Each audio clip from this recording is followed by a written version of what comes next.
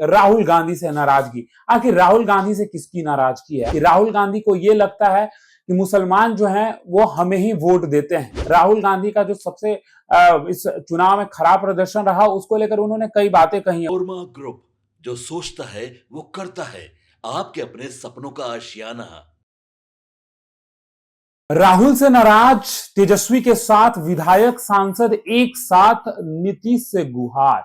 आपने देख लिया, जी हां, सही देखा आपने। अब आपके मन में चल रहा होगा कि आखिर इन खबरों के पीछे क्या अर्थ है। नमस्कार, मैं दीपक, भारत लाइव देख रहे हैं आप। देखिए, एक एक करके मैं आपको सारी खबरों को विस्तार से समझाऊंगा, लेकिन उससे पहले आप ये समझिए कि आखिर राहुल से नाराजगी क्यों है। एक तरफ तेजस्वी यादव को अध्यक्ष, राष्ट्रीय कार्यकारी अध्यक्ष बना दिया गया, तो वहीं पर दूसरी तरफ तेज प्रताप यादव का रिएक्शन आपने देख लिया है और नीतीश कुमार की भी चर्चाएं खूब हो रही है। क्या चल रहा है बिहार में, आपको बता दें कि आज गणतंत्रता दिवस के अवसर पर सभी कार्यालयों में झंडोत्तोलन किया गया, लेकिन कुछ कार्यालयों में आज भी राजनीतिक बातें हुई। कई जगहों पर तो नेताओं ने यह भी कहा कि आज 26 जनवरी है, जिसके वजह से कुछ राजनीतिक बातें नहीं, आज भेदभाव छोड़कर बस बिहार का और भारत की उन्नति की बात होगी। लेकिन अब कुछ खबरें ऐसी जो राजनीतिक गलियारों में तेजी से दौड़ रही है।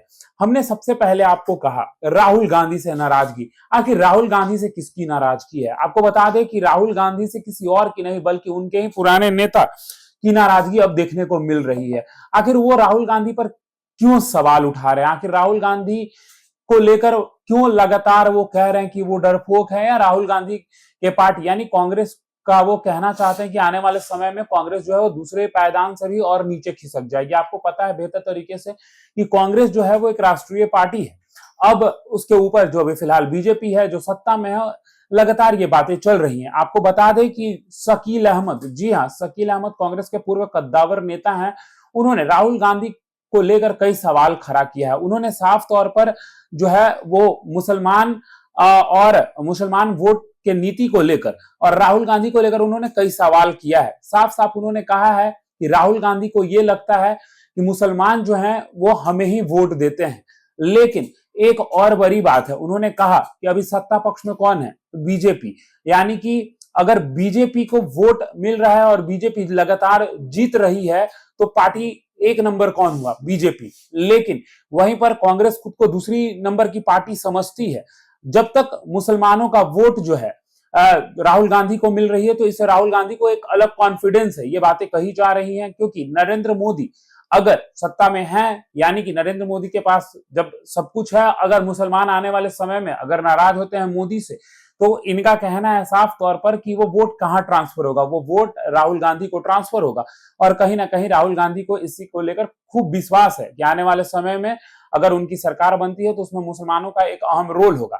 लेकिन देखिए, शकील अहमद ने वही नहीं, शकील अहमद ने बिहार की भी बात की। शकील अहमद ने साफ तौर पर कहा कि ये जो बातें हो रही हैं, इन बातों के पीछे कुछ कारण है, जिसकी वजह से कहा जा रहा है कि राहुल गांधी आने वाले समय में और कमजोर हो जाएंगे। आपको हम बता दें कि शकील अहमद ने राहुल गांधी का जो सबसे इस चुनाव में खराब प्रदर्शन रहा, उसको लेकर उन्होंने कई बातें कही हैं। उन्होंने कहा कि साफ तौर पर कांग्रेस में बिहार जो है वो कई गुटों में बंट गई है। गठबंधन में सिर्फ दो वोट बैंक बचे हुए हैं। जी हाँ, अगर महागठबंधन जो है उसमें बस दो वोट बैंक बचे हुए हैं, यादव समाज का और मुस्लिम समाज का।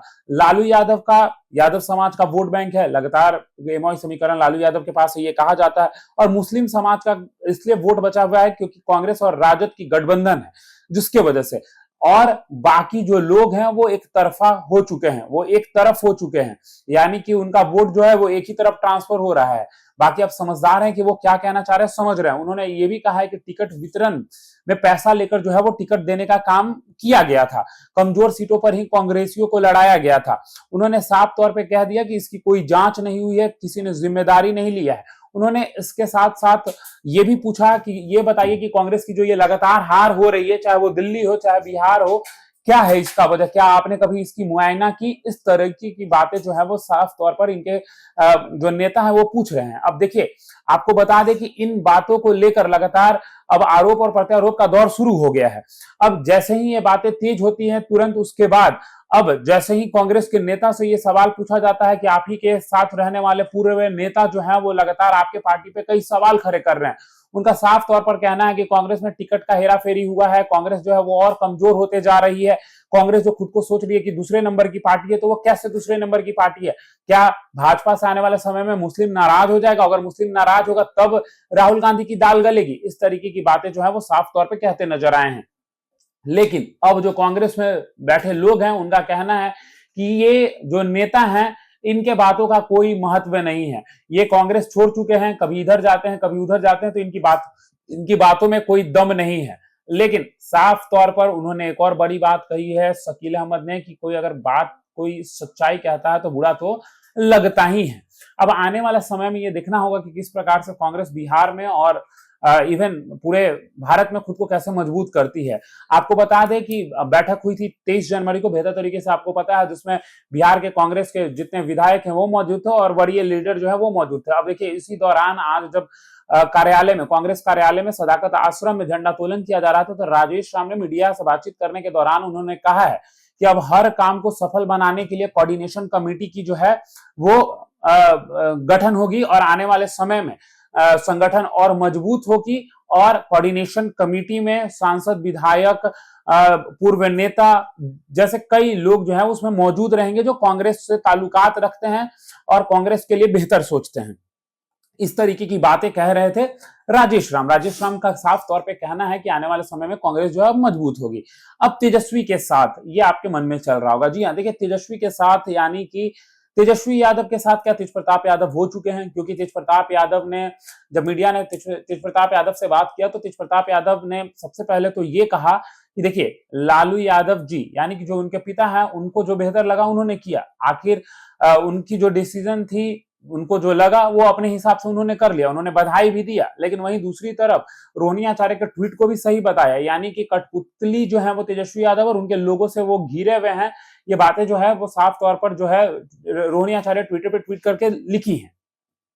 इनडायरेक्टली किस तरीके से वो कही है ये बातें आप देख चुके हैं। लेकिन आगे ये जो बातें चल रही है इसमें क्या होगा? क्या आने वाले समय में कांग्रेस की स्थिति और बिहार में बुरी हो जाएगी? ये बातें भी लगातार चल रही है क्योंकि गठबंधन टूटने की बात चल रही है। अब देखिए सबसे पहले तेज प्रताप यादव ने तेजस्वी यादव को तो लेकर कहा ही, लेकिन कांग्रेस को भी लेकर उन्होंने बड़ी बात कही। कांग्रेस को लेकर उन्होंने साफ तौर पर कहा कि जो ये गठबंधन थी ये तो पहले ही टूट जानी चाहिए थी, ये गठबंधन का कोई अर्थ नहीं था। तेज प्रताप यादव ने राहुल गांधी को भी लेकर कहा कि राहुल गांधी जो है वो एक डरपोक नेता है। तो ये बातें चल रही हैं लगातार, यानी कि तेजस्वी यादव को जैसे ही कार्यकारी अध्यक्ष बनाया जाता है उसके बाद कई सवाल उठते हैं, कई लोग तंज कसते हुए बधाई भी देते हैं। अब आगे आपके मन में ये चल रहा होगा कि आखिर नीतीश से किसने गुहार किया? जी हाँ, आपको बता दें कि लगातार ये खबरें तेज हो गई हैं बिहार की राजनीतिक गलियारों में कि आरसीपी सिंह जो है वो नीतीश के साथ होंगे। अब तो ऐसी पोस्टर्स लगनी शुरू हो गई है जिससे ये साफ होता दिखाई पड़ रहा है कि आने वाले समय में नीतीश कुमार के साथ आरसीपी सिंह होंगे। जी हाँ, आपको बता दें कि जदयू कार्यालय के बाहर एक पोस्टर लगी हुई थी जिसमें लिखा हुआ था, नीतीश से पुकार, चाचा भतीजा एक साथ बिहार में आएगा बहार। इस तरीके की पोस्टर लगाई जा रही है और नीतीश कुमार, आरसीपी सिंह, निशांत की बातें तेज हो गई है, यानी कि आरसीपी सिंह चाचा और निशांत कुमार भतीजा, इस तरीके की बातें कही जा रही हैं। अगर आरसीपी सिंह आते हैं तो कहीं ना कहीं जदयू जो है वो मजबूत होगी और आने वाले समय में नेतृत्व करने के लिए उनकी एंट्री का बहुत महत्व होगा। यानी कि आपको हमने समझाया कि राहुल से कौन नाराज है, तेजस्वी यादव के साथ कौन है नहीं है। विधायक और सांसदों की कमेटी जो है वो बनने वाली है और नीतीश से गुहार लगाई जा रही है। अब सब कुछ देखना दिलचस्प होगा कि बिहार की राजनीति में क्या कुछ होता है। फिलहाल इस खबर में इतना ही, बने रहिए भारत लाइव के साथ। धन्यवाद। आपके सपनों को हमने सजाया है, ई होम्स पैनोरामा को हमने बनाया है। ई होम्स मेरा एक सपना था जिस पे मैं पिछले 4 साल से काम कर रहा था। हमने जो बनाया है वो सबने है माना। ई होम्स पैनोरामा में हो आपका भी आशियाना। और फाइनली हमने 2021 में इस प्रोजेक्ट को लॉन्च किया। बहुत लोग अप्रिशिएट कर रहे हैं कि पूर्णिया जैसे शहर में, बिहार के, एक तो बिहार की बात करें उसमें भी पूर्णिया जैसे छोटे जगह में इस तरह का लाइफस्टाइल देना, ये सुन के हम लोगों को बहुत अच्छा लगता है। ई होम्स में हमने कुछ और भी किया है, जैसे हम जिस जगह में रह रहे हैं हमारे फैमिली सिक्योर हो, उनको सिक्योरिटी का ध्यान में रखा है। आपकी सुविधा और सुरक्षा आपके लिए खास है, ये आपका विश्वास है। इसमें आर्टिफिशियल इंटेलिजेंस का 7 लेयर सिक्योरिटी का हमने इस्तेमाल किया है। लस ग्रीन कैंपस को बनाया है, यदि हमारा बाउंड्री वाल है तो वो वर्टिकल गार्डन है। ये जितनी भी फैसिलिटी होता है एक इंटरनेशनल टाउनशिप में, ई होम्स है, ये हम लोग विश्वास नहीं कर पा रहे हैं। जो भी हमारे मित्र दोस्त या जो भी हमारे बाहर के बाहर आते हैं तो हम लोगों को बहुत अच्छा सुनने को मिलता है और बहुत अच्छा क्रेडिट मिल रहा है। वो सारा हमने सिर्फ एक बिल्डिंग नहीं बनाया, हमें एक बहुत अच्छा लाइफस्टाइल दिया ई होम्स में, और मेरा एक सपना था जिसको मैं आज फुलफिल होते हुए देख रहा हूँ। ये आपका आवास है। ई होम्स पैनोरमा में अब आपका निवास है। E homes panorama, luxurious lifestyle redefined. Panorama group, जो सोचता है वो करता है। अगर ये वीडियो पसंद आई और वह बिहार के राजनीति और बिहारियत से सरोकार रखेनी तो सब्सक्राइब बटन दबा के चैनल के सब्सक्राइब कर ली। ओजे एगो घंटी बा, ओकरा बटन दबा देला से कुल सटीक और मारक खबर रुआ मुफ्त में मिल जाई। अगर रुआ पत्रकारिता के हमनी के नया प्रयोग में सहयोग कर चाहतानी तो ज्वाइन बटन दबा दी। पेटीएम नंबर नोट कर ली 9386816700।